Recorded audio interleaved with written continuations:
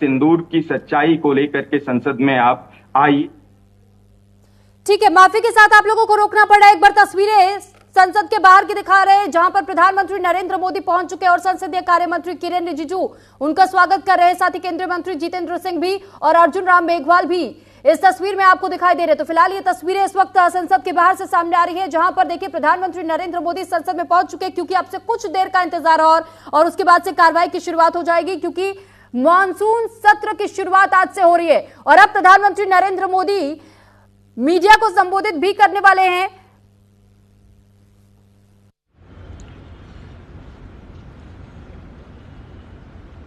Monsoon सत्र में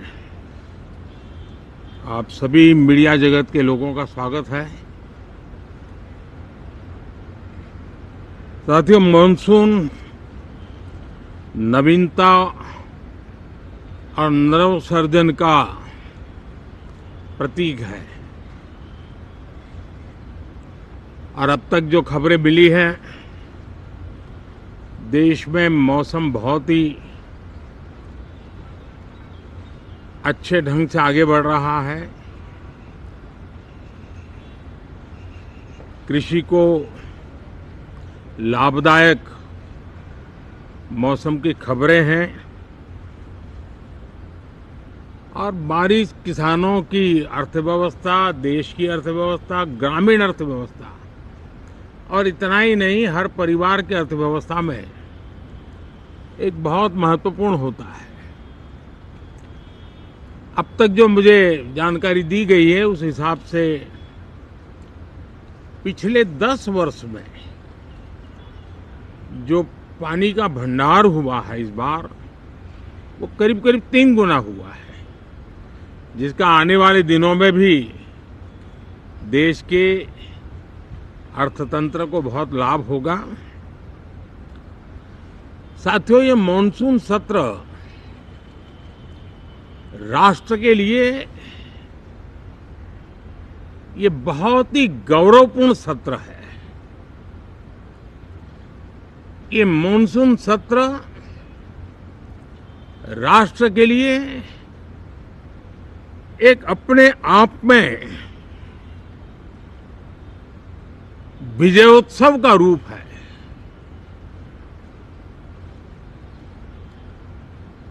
और जब मैं कहता हूं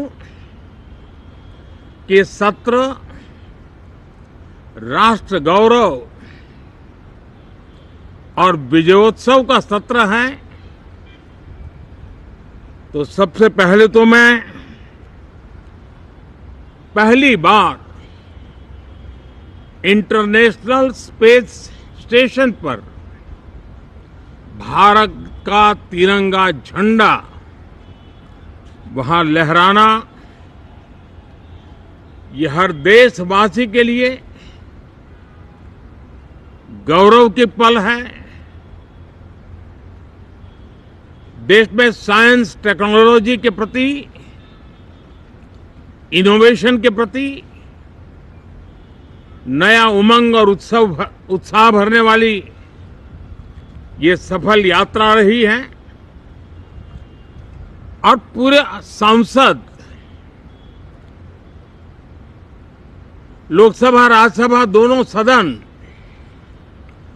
देशवासी जिस गौरव का अनुभव कर रहे हैं, उसमें एक स्वर से जुड़ेंगे, एक स्वर से इसका यशगान होगा, जो भारत को अंतरिक्ष में नई ऊंचाइयां पर पहुंचाने वाले जो भावी कार्यक्रम हैं, उनके लिए भी प्रेरक बनेगा, प्रोत्साहक बनेगा। साथियों, ये मॉनसून सत्र एक विजयोत्सव है। पूरी दुनिया ने भारत की सैन्य शक्ति का, भारत के सैन्य के सामर्थ्य का रूप देखा है। ऑपरेशन सिंदूर में भारत की सेना ने जो लक्ष्य निर्धारित किया था 100% अचीव किया। आतंकियों के आकाओं के घर में जाकर के 22 मिनट के भीतर भीतर ऑपरेशन सिंदूर के तहत उसको जमींदोज कर दिया गया। और मैंने बिहार की एक कार्यक्रम में इसकी घोषणा की थी, जो हमारी सैन्य शक्ति ने बहुत ही कम समय में सिद्ध करके दिखा दिया। और इसमें मेड इन इंडिया सैन्य शक्ति का ये नया स्वरूप, इस पर भी दुनिया बहुत आकर्षित हुई है। इन दिनों विश्व के जिन जिन लोगों से मिलना होता है तो भारत के इस मेड इन इंडिया जो औजार तैयार हो रहे हैं, उसके प्रति दुनिया का आकर्षण बढ़ रहा है। मुझे विश्वास है कि जब सदन इस विजयोत्सव को एक स्वर में विजय के भाव से इस सत्र के दरमियान उन ओजस्वी तेजस्वी भावनाओं को प्रकट करेगा, तो भारत की सैन्य शक्ति को बल मिलेगा, प्रोत्साहन मिलेगा, देशवासियों को प्रेरणा मिलेगी और सैन्य क्षेत्र में जो रिसर्च, इनोवेशन और मैन्युफैक्चरिंग हो रहे हैं, made in India defence equipment बन रहे हैं, उसको भी एक बल मिलेगा और जो भारत के नौजवानों के लिए नए रोजगार के अवसर पैदा करेगा। साथियों, ये दशक हम एक प्रकार से देख सकते हैं कि शांति और प्रगति कंधे से कंधा मिलाकर के आगे बढ़ने के कदम कदम पर प्रगति के एहसास करते रहे हैं। देश कई प्रकार की हिंसक वारदातों का शिकार रहा है, लंबे अरसे तक शिकार रहा है। देश आजाद हुआ तब से ये समस्या को हम झेल रहे हैं, चाहे आतंकवाद हो, नक्सलवाद हो। कोई प्रारंभ में शुरू हुआ होगा, कोई बाद में शुरू हुआ होगा, लेकिन आज नक्सलवाद का, माओवाद का दायरा बहुत तेजी से सिकुड़ रहा है। माओवाद को, नक्सलवाद को जड़ से उखाड़ने के संकल्प के साथ देश के सुरक्षा बल एक नए आत्मविश्वास से, तेज गति से सफलता की ओर कदम रख रहे हैं।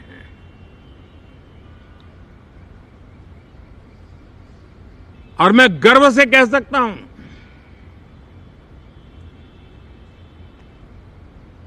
देश में सैकड़ों जिले नक्सल की चपेट में से निकल करके आज मुक्ति का सांस ले रहे हैं। हमें गर्व है कि बम, बंदूक और पिस्तौल के सामने हमारा देश का संविधान जीत रहा है, हमारे देश का संविधान विजयी हो रहा है। देश के उज्जवल भविष्य के लिए साफ दिख रहा है कि कल तक जो रेड कॉरिडोर थे, वो आज ग्रीन ग्रोथ जोन में परिवर्तित होते नजर आ रहे हैं। साथियों, एक के बाद ऐसी घटनाएं देशभक्ति के लिए, देश की भलाई के लिए संसद में पहुंचे हुए हर माननीय सांसद के लिए गौरव का पल है। और संसद के इस सत्र में ये गौरव गान पूरा देश सुनेगा, हर सांसद से सुनेगा, हर दल से सुनेगा। साथियों, आर्थिक क्षेत्र में भी जब 2014 में आप सबने हमें जिम्मेवारी दी, देश फ्रेजाइल 5 की अवस्था से गुजर रहा था। 2014 के पहले वैश्विक अर्थव्यवस्था में हम 10वें नंबर पर थे और आज भारत तेज गति से दुनिया की तीसरे नंबर की अर्थव्यवस्था बनने की दिशा में आगे बढ़ रहा है, दरवाजे पर दस्तक दे रहा है। इन दिनों 25 करोड़ गरीबों का गरीबी से बाहर निकलना, जिसको विश्व की अनेक संस्थाएं सराहना कर रही है। देश में एक जमाना था 2014 के पहले जब महंगाई का दर, इन्फ्लेशन रेट डबल डिजिट में हुआ करता था। आज 2% के आसपास आकर के देश के सामान्य मानव के जीवन में राहत बन गया है, सुविधा बन गया है। लो इन्फ्लेशन के सामने हाई ग्रोथ एक अच्छे विकास यात्रा की दिशा है। साथियों, डिजिटल इंडिया, यूपीआई आज भारत के एक नए सामर्थ्य को दुनिया देख रही है, पहचान रही है और ज्यादातर देश में उसके प्रति एक आकर्षण पैदा हो रहा है। यूपीआई ने फिनटेक की दुनिया में अपने एक नाम कमाया है। रियल टाइम डिजिटल ट्रांजैक्शन दुनिया में सबसे ज्यादा हो रहे हैं। दुनिया में जितने हो रहे हैं, अकेले भारत में उससे ज्यादा हो रहे हैं।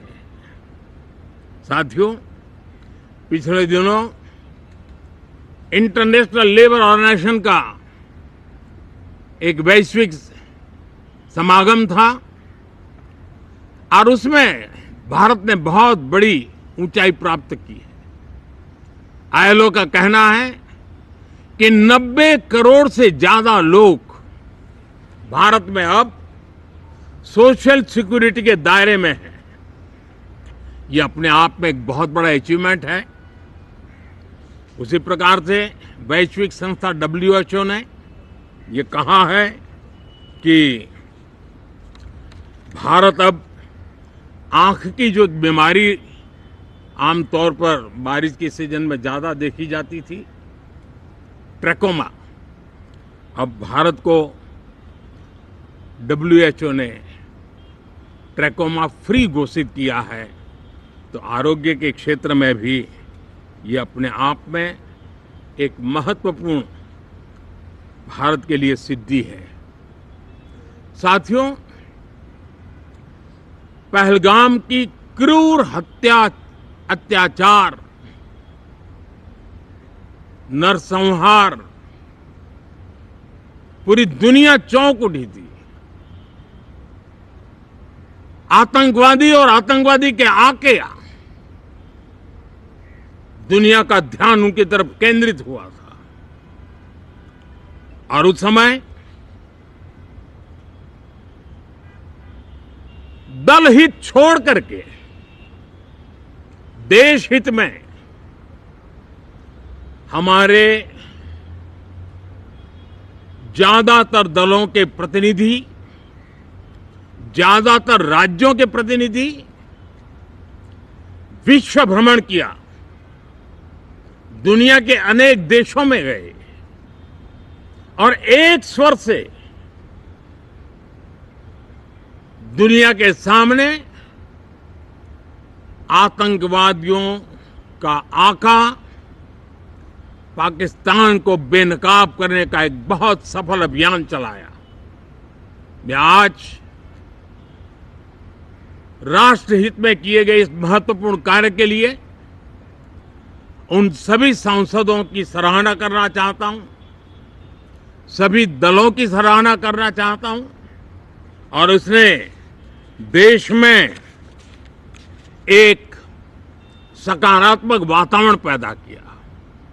विश्व ने भारत की बात को स्वीकार करने की दिशा में अपने मन के द्वार खोले और इसके लिए ये हमारे सांसदगण, हमारे राजनीतिक दल सराहना करने के मेरे लिए सौभाग्य है।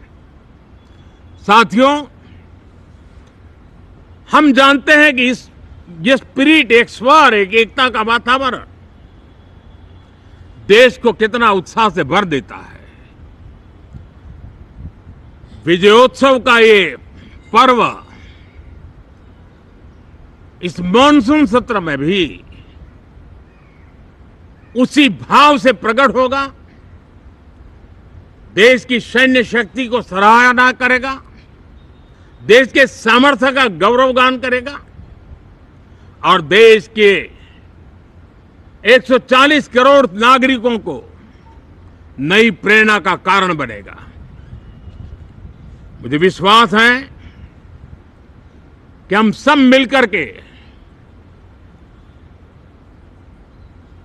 डिफेंस के क्षेत्र में आत्मनिर्भर होने के इन प्रयासों को बल दें, सेना के सामर्थ्य की सराहना करें और मैं आज देशवासियों के सामने जरूर कहूंगा और देश के राजनीतिक दलों से भी कहूंगा कि देश ने एकता की ताकत देखी है, एक स्वर का सामर्थ्य क्या होता है देखा है। तो सदन में से भी सभी माननीय सांसद उसको बल दें, उसको आगे बढ़ाएं और मैं जरूर कहूंगा, राजनीतिक दल अलग अलग हैं, हर एक का अपना एक एजेंडा है, अपनी एक भूमिका है, लेकिन मैं इस वास्तविकता को स्वीकार करता हूं कि दल हित में मत भले न मिले, लेकिन देश हित में मन जरूर मिले। इसी एक भावना के साथ इस मॉनसून सत्र से देश के विकास यात्रा को बल देने वाले, देश की प्रगति को बल देने वाले, देश के नागरिकों को सामर्थ्य देने वाले अनेक विधेयक प्रस्तावित हैं। सदन विस्तृत चर्चा करके उसको भी पारित करेगा। मेरी सभी माननीय सांसदों से उत्तम डिबेट चलाने के लिए शुभकामनाएं हैं। बहुत बहुत धन्यवाद।